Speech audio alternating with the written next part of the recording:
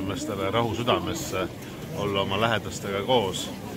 Rohkem märkamist ja armastust, vähem viha ja vastandumist ja loomulikult ilusat rahulikku jõuluaega kõigile.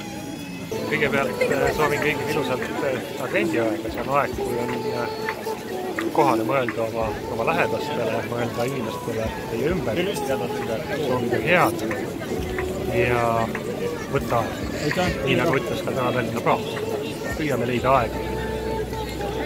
Aga jõuluvana olen teinud, ma arvan, kümmekond korda, 10 aastat, siis kui lapsed väiksed. Tegelikult mina arvan, et minu soov olekski see, et oleks aega.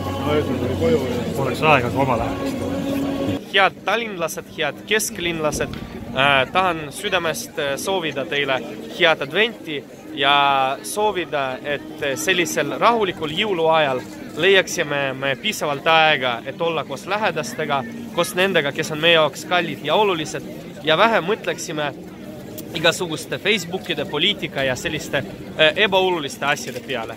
Advendi aeg on aeg lähedastele. Head advendi aegad!